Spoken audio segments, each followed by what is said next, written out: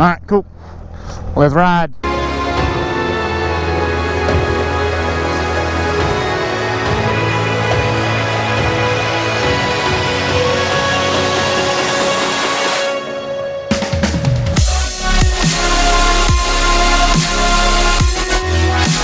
What is up, YouTube? I've got my buddy Oliver here with me today on his brand new red Z125 Pro.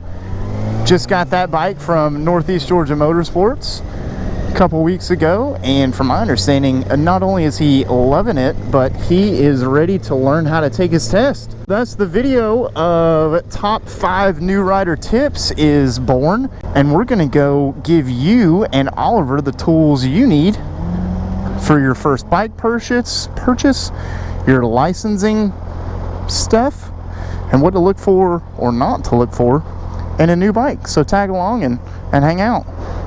So now some of this information will mainly be directed towards Georgia licensing, I can't say that word, license obtainal. I cannot talk today, my goodness. But it's basically, I'm giving you information on how to get a Georgia's motorcycle endorsement or license. This may or may not apply to other states. I highly recommend you go to your local DMV or DDS center or their website and check the requirements for your motorcycle endorsement. I guess my number one tip, or my first tip per se, for obtaining your motorcycle endorsement is going to apply to this information. Everything else, it's pretty universal. In the state of Georgia, there are 2 ways you can go about getting your motorcycle endorsement. Is one, the MSF course, which you have to pay like $200 to $300 for. You are on Honda 250s or something like that, CBR 250s, I think. Pay for the course. It's like a weekend, I think, or maybe it's a day course. And they teach you a lot of information. They obviously provide the bike. I think they may even provide the gear. I can't completely remember. They give you not only the tools to use, but they give you the knowledge to, 1, know how to pass, obviously, and 2, they give you the skills, basically your day-to-day riding. They go over your general new rider knowledge, need to know info on bike controls, stopping, starting, turning, and it obviously transfers on any bike. How to use the brakes, how to ride smart, how to look ahead, things of that nature. Once you go through that course, you obtain your motorcycle endorsement, right? So you pay for the class, you get all the knowledge, and you get your motorcycle license all in the same weekend. The way that I went, which is the not so expensive way, you still have to pay for your motorcycle learners and then pay for the actual test. But what I did was, I didn't take the course because let's face it, I didn't have the money at the time, and I felt like I could practice myself at the DMV, get the knowledge that I need to know, and that be it, and practice a couple times and go take it. So what you have to do first is, I believe you do have to be 16 years of age to get your motorcycle permit in the state of Georgia. And the rules are, you can't ride on the interstate, so no 985, 285, 75 stuff. And then you can only ride during the day, and you cannot have a passenger on the back. Other than that, everything else is free game. And then once you get your motorcycle license endorsement, you can ride at night, have a passenger, and ride on the interstate. So that's the big difference there. You go take a written test for your motorcycle permit. It's about 20 to 40 questions, I think, over your normal knowledge, street signs, road signs, if you will, how to do simple motorcycle maneuvers. I highly recommend, again, checking your local DMV, DDS location and get a book or pamphlet on the motorcycle endorsement test, and it'll give you all the test questions and answers you would need for the actual test. That's what Oliver and I are doing. He wants to learn how to take his test because he is not going the MSF route. He has decided against that. I've given him the pros and cons, and I'm going to show him, and maybe even you too, on how to pass the test per se, or what you're supposed to do.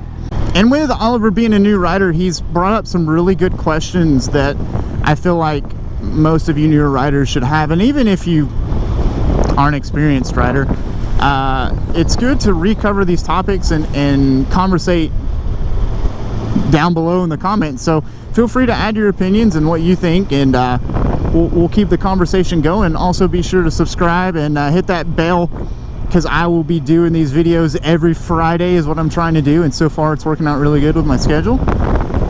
And you never know what you might get. First ride, topic, discussion, track, who knows at this point. Now on to the next question that Oliver had, which brings me to my topic number 2, gear. This was a big thing when I started riding, when I was going to ride on the road. He asked what type of gear should he buy or look into, or what would be best.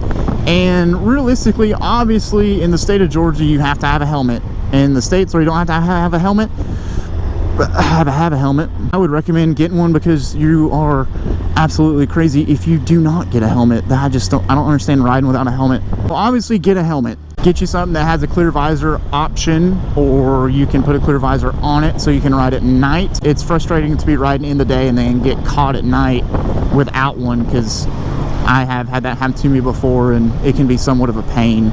As for a jacket, I remember I had to have a leather jacket. I would not ride my bike if I didn't have one. That's interesting. Where would it be? Well, there's because the course was right over there. Now that we've made it to the DDS, and they have done construction behind us that has ruined the original, the OG course that I took my test on, that's on the video. I'll leave that link down in the description below. I'm gonna hop off the bike. That was the original plan. We're gonna help Oliver here set up kind of like a makeshift course, which is the 18-wheeler course, but we're gonna use it for him, teach him the weaves. We'll do some emergency braking situations, and we'll continue to go over basically the top rider tips while we do so. Again, that brings me back to the gear that I was talking about. You know, leather gloves would be a good one. You know, they don't have to be full wrist gloves, but at least leather gloves that come up to the wrist is kind of a must. Riding boots or riding shoes, not really a big necessity per se, but I recommend something that would cover the ankle. Tennis shoes just don't do it all that much for you. But that's, again, comes down to personal preference. New rider tip number 3, this one is also a pretty good question, as you know, whether to buy a used bike or a new bike. It really depends. A used bike, you can get away with dropping it, not being perfect. So with you being a newer rider, if you drop it or do something to that effect that damages the bike, it's no big deal. It's just a used bike. It's not a new bike. Also, the costs are a lot less expensive and things of that nature. But the cons are you run into issues where you might get a dud. You might get a lemon, as they call it. And if you do, you could be out a couple $1,000s, If you buy a new bike, you can get a bike with a warranty, but your insurance premiums are going to be higher. You're paying more for the bike.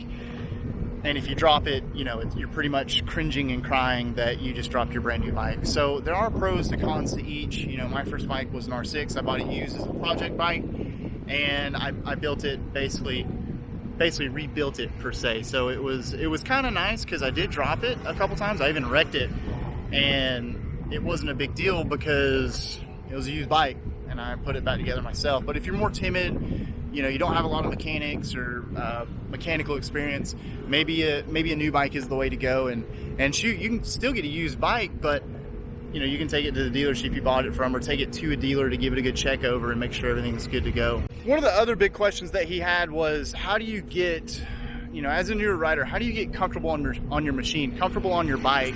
And one of the big things we're doing, or how we're getting him to that point, that was pretty good. Got some skid in there. It's being in a controlled environment like this, per se, right? Don't try this at home kind of deal. Go to your local DDS, your DMV center, and go practice on their course. That's really the only way you'll get comfortable doing it. Riding around in a parking lot, doing some tight circles, stop and go, tight U-turns, things of that nature, and learning your bike. Because what he's doing right now is he's practicing the braking portion of the DDS test, which you have to get up to a certain speed, come to a controlled braking stop in a certain amount of time. He's doing that to obviously learn how to pass the test, one, but two, to be comfortable with his bike and really be able to use his machine in emergency situations where he has to come to a safe, controlled stop. Obviously with this, you've got the cone set up, you're learning your machine and you're learning it safely, which is the big thing. And then probably one of the last questions he had, and then I think is a really good one myself, especially when I first started riding, was what modifications do you want to do first?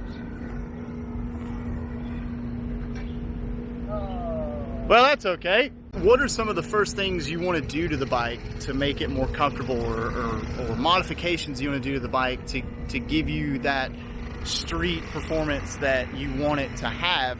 And realistically, you know, my recommendation is this can be for any bike, is do the stuff that makes it look good, that makes it yours. Do an exhaust. You know, everyone loves a good sounding bike. Do bar and mirrors that makes your bike look really good. Do a fender eliminator. Don't do the super expensive stuff like a quick shifter and power commander and things of that nature. Do stuff that'll benefit you. Also, tires is a big one. You know, if you got a particular tire that you like, put some aftermarket upgraded tires on there. You know, just make it yours. Those are the things that I recommend or tell everyone to do. Levers, aftermarket levers, things like that. I mean, make it yours. A fairing kit, I don't know, bolt kit, you know, something that'll make it look really nice. Rear sets, pegs, you know, different handlebars, stuff that will make the bike more enjoyable and more fun and more comfortable for you. Those are the mods I like. Also, everyone loves a good exhaust, so you know, your favorite slip-on or full pipe is always a good recommendation as well. Those are basically my top 5 tips for a newer rider, from a new rider themselves. Those was his top 5 questions, and I believe as a new rider myself, when I first got into it, a lot of those questions did pop up in my head. I was real curious to know those things, and you know, YouTube was the outlet for me. So hopefully you guys learned something from this video. Enjoy the rest of this footage. If we have any left of Oliver practicing for his motorcycle endorsements test, you know, again, this is makeshift, but he's out here squealing tires and learning how to use his bike. So don't forget to subscribe, guys. Hit that bell. Check out some more videos on the end screen there, and we'll see you on the next one.